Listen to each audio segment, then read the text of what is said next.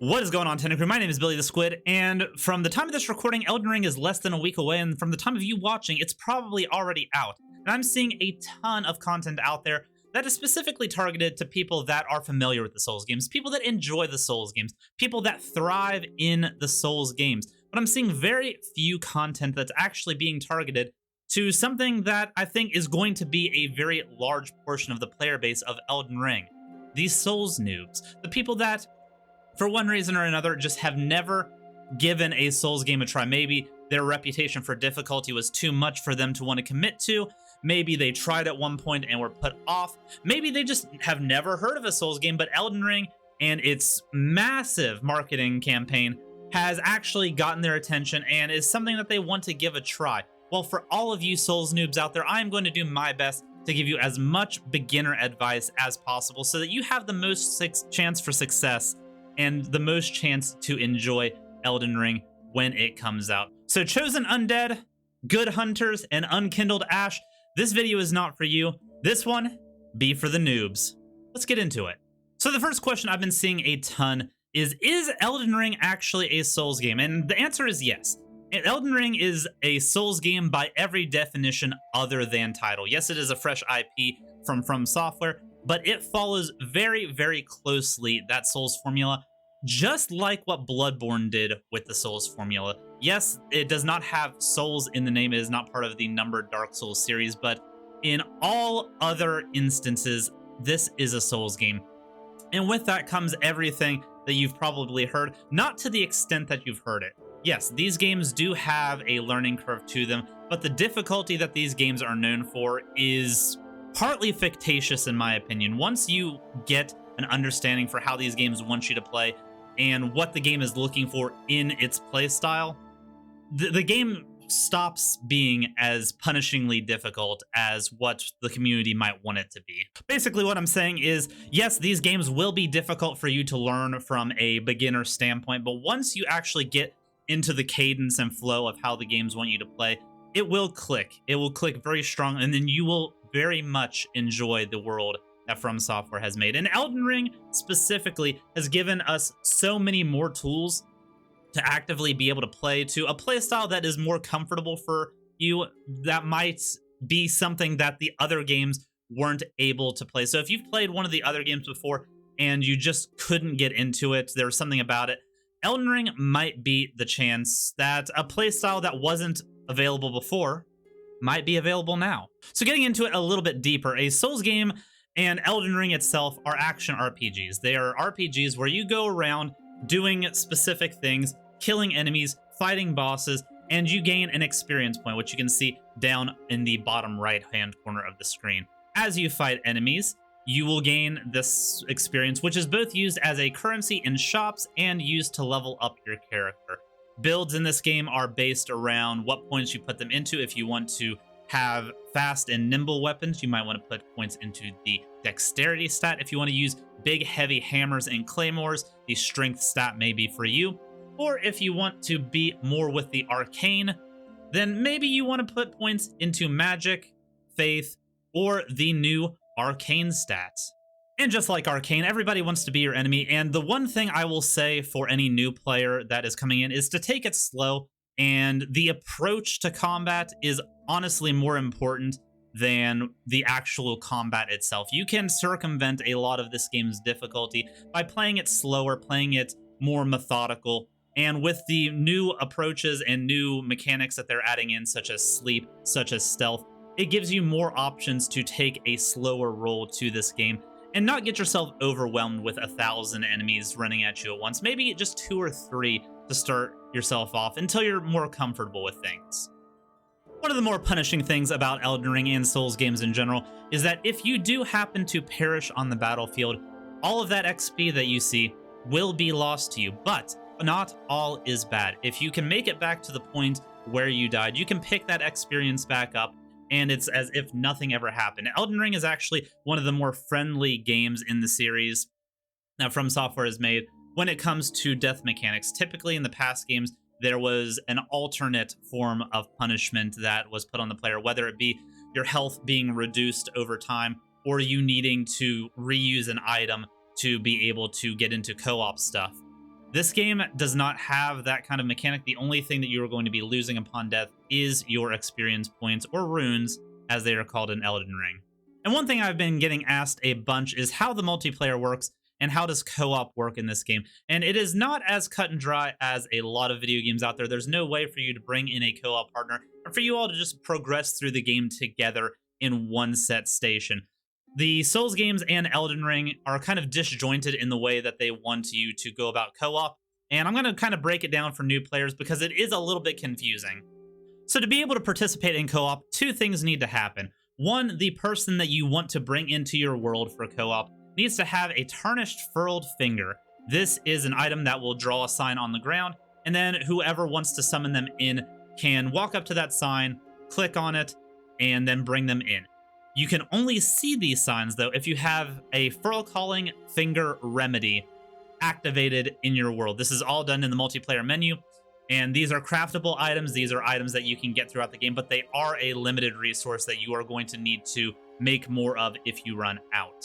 So once a Tarnished Furled Finger sign is down and the host has used a Furl Calling Finger Remedy, you just walk up to the sign and you bring them into your world.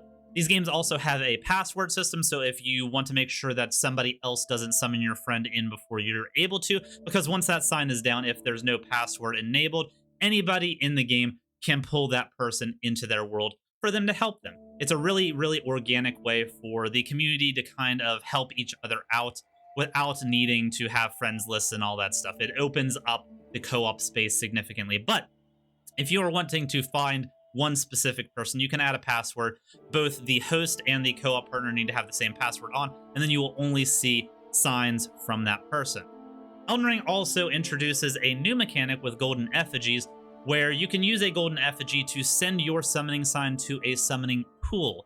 These work the same as just putting your sign down on the ground, but they are in set locations that most of the time have a teleport point right nearby, so it makes the co-op experience a little bit easier to find. Since this game is an open world game, they wanted to make it so that you have more options in being able to get people into your world.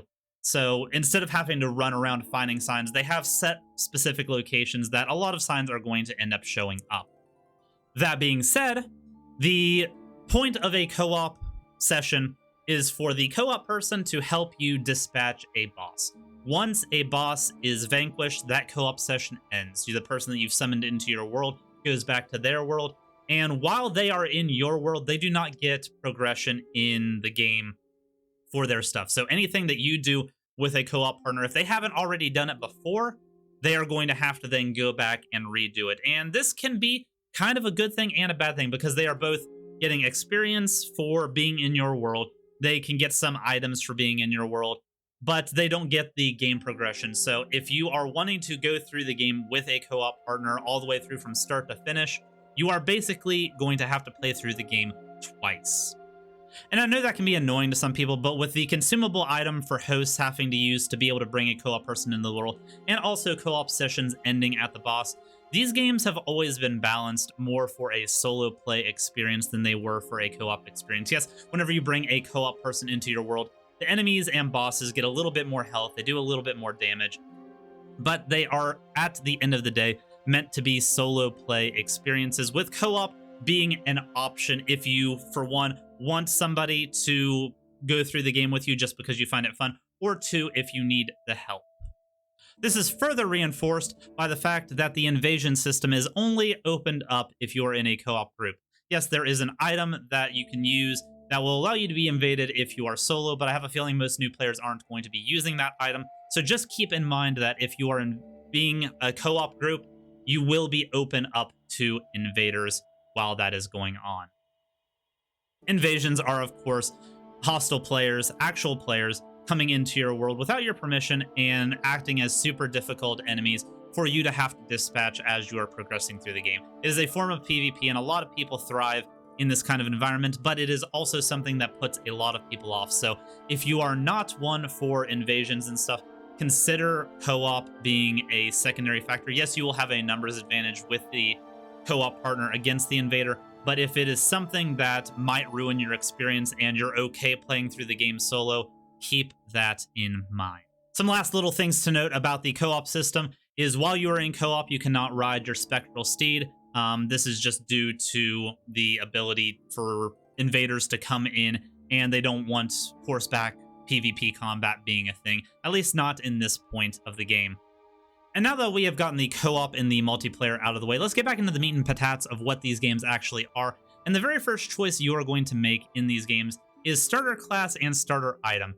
And I know there is a certain paralysis, gamer paralysis, when it comes to making choices, especially choices at the very start of an adventure, and especially in these games where difficulty is something that these games are known for. You don't want to make a choice that is going to make you have a harder time in the long run. And I can 100% assuredly say that every single choice is viable for this game. You should not really be concerned or try to min-max which starter class you want to pick, simply because all of them are viable, all of them have their play styles, and that is what I would honestly go for the most, is a play style over what you heard somebody say is the best, because what they consider to be the best might not be what you consider to be the best. They might thrive in a strength build, hiding behind a big shield and a slow but hard-hitting weapon, and that just might not be your style. You might want to sit back from a range, casting spells and fire and lightning to dispatch enemies from a good distance away. That might be your playstyle. My personal playstyle is I like the dexterity builds. I like to go in and do death by 1,000 cuts. That is how I enjoy playing these games. I don't tend to use shields, so any starter class that used a shield would not be my cup of tea. The only thing I would recommend as far as starter classes go is do not go with the Wretch starter class on your very first playthrough. It starts off with no armor and only a club. And while the club is typically a fairly good weapon in these games, the lack of defensive stats and lack of overall stat allocation might overwhelm you in a beginner's role in this game. And while these builds are predisposed to go one way or another, whether it be a strength build, dexterity build, magic build, or something of a conglomeration of the group, I highly recommend just experimenting and seeing what works out for you. I would, for my first playthrough, recommend you go through and put minimum stat allocations for weapons and just kind of go through and see what weapons you vibe with, what weapons you don't, what play styles really mesh with you. Because if you're brand new to this kind of game, everything is new and you're not going to know exactly what you like right from the get-go. So don't hesitate to experiment. And remember, there's always health and stamina that you can spec points into that will help with any build. And the last thing I want to bring up for all you Souls noobs out there is the bosses. These are roadblocks that many of you are going to have a make or break experience with. You can kind of circumvent a lot of the standard enemies in the game through one way or the other, whether it be avoiding them, using stealth, using other means to kind of pick them off one by one. But bosses are going to be much more of a challenge, much more of a roadblock for a new player in particular. These are the kinds of experiences that the experienced players are fighting their way towards. These are the highlights of the game. And from a new player perspective, they can also be a very big point of frustration. And like I said, many people's experiences with these games are made or broken at the bosses. So my suggestion for the bosses is to take it just like you would any of the other encounters in this game. Take it slow, take it patient, okay? You don't need to beat the boss the first time, and this is kind of something that goes for the entire game. You need to start getting okay with dying in this game. This game is a game that punishes you, but also makes you learn. That is the entire purpose of these games' difficulty, is so that you actively have to pay attention to what you're playing and learn from your mistakes. And going into boss experiences, I would highly recommend the first few times, unless you are confident going into it, barely fighting back at all. I would either hide behind a shield and just watch your stamina, make sure your stamina doesn't get the shield knocked out from under you, or practice your dodging and just watch the boss. Watch what the boss does, watch how the boss behaves, and pick up on what cues you need to look out for. There is a certain song and dance to boss fights in the Souls games where every attack is telegraphed, everything is readable, and once you learn what to look out for, what to hear out for, because believe it or not, sound cues are just as important as any of the visual cues that the boss gives you, then you will have a much more successful and much more fun experience instead of just kind of running at the boss and spamming R1 and dying over and over, not really understanding why you are dying.